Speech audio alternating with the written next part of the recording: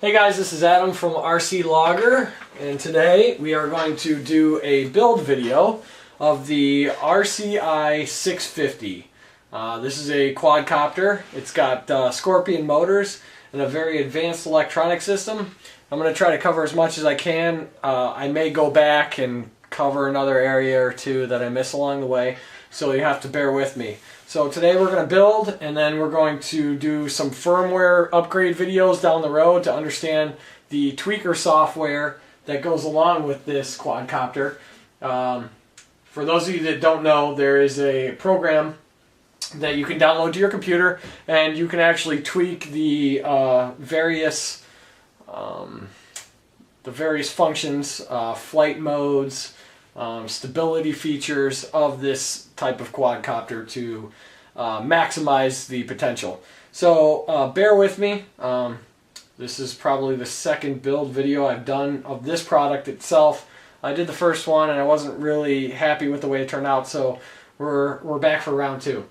The first thing I can tell you is that the packaging for this product is simply amazing. The first thing you're going to notice when you open your box is a form from RC Logger, and basically this form says, hey, we've assembled this product, we've tested it, everything works. Unfortunately, we don't have instructions available at this point in time. They're just still in the workings. This is something I'm working on, and we will have them. However, for now, please go online and download the RCI instruction manual from rclogger.com. And for those of you that don't know, this can be purchased at readyheli.com. They're the only ones that are currently, I believe, selling the RCI 650 from RC Logger. I know that you can buy other product from other distributors here in the US, but I know that the I is strictly sold from readyheli.com. So we're going to proceed forward. I'm not going to break out the instruction books. What I am going to do is I'm going to show you that there are 4 boxes. They're all labeled 1, 2, 3, 4. Each individual box has certain components in it.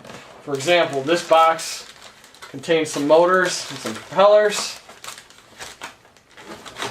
A couple other boxes, they contain, what do we have here? This box contains the landing gear system. And there are 2 other boxes. This box itself contains the framework for the RCI, basically the center area that the landing gear and motor arms will affix to. And this box here, it contains the electronics, and we are going to start there. So first thing I notice, that you'll notice as well, is, like I said, the packaging is absolutely ridiculous. This is great. Everything's in bubble wrap. Everything has been tested and verified. It's in static sensitive packaging. So as you can tell, this is very superior packaging compared to what we're used to seeing. And what I'm going to do is I'm going to clear my table off, and I'll fire back on here, and we'll start with the assembly of the electronic equipment. Okay, before we get started, I feel that it's very important to inform you that the instruction booklet varies from the assembly procedure that I'm going to show you. If you don't feel comfortable following this video, I highly suggest that you take the time and review the assembly booklet. In addition to that, on the RC Logger website, in the download section of the RCI 650, there is a picture build as well. So you can actually, if you don't like just reading instructions and you like learning or understanding by actually seeing imagery, that's the best way to go. So there's a picture step-by-step basis. The first thing that you're going to notice is we have 3 boards. This is basically what I would call the motherboard. This is the board that drives these 2 boards here. These 2 boards are essentially speed controls and etc. So this, I would call this basically the brain, and then I would call these the motor drivers. First thing we're going to do is we're going to install this lead here. This lead is for functionality for the receiver. So this is essentially your receiver is going to tell this main board what to do via this cable. As you can see, there is a red port.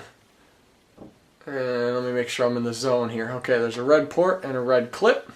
And basically this red to red, you're going to push these together, secure it.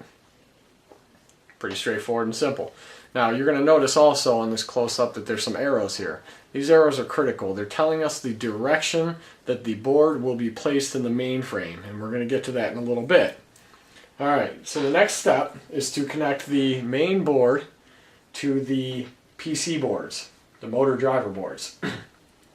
And that is done with these two flat 10-pin, they have blue ends on them, and these are connectors. Now, I also feel that it's important to let you know that it doesn't matter which direction you insert this 10-pin into this driver board. And that location, let me make sure I'm right in the zone again for that, okay, is right here. This can go in either way. It's important to make sure you know that. And if you watch how I have to push this thing, I'll give you an idea of what you need to do. I just felt it seat and it's secure. I'm going to flip this thing over. I'm going to grab the other board, and to show you that it doesn't matter which direction these go in, I'm going to put this one what I would consider upside down. However, like I said, it really doesn't matter. There's a clip. This thing will read both ways. Alright, so now we have these two 10-pin flat ribbons put in the main board, and we also have this this flat cable here that will be receiving signal from the receiver itself. So the next step is to plug the motor driver boards in. Basically, it's straightforward. You locate where the motor driver board's pin is. In this case, I'm going to hold this up. In this case, it's right where my finger is, right above where my finger is. And we're going to take this and we're going to plug it in here. And I'm going to feel it seat. And then we're going to do the other side. And then we'll come back up.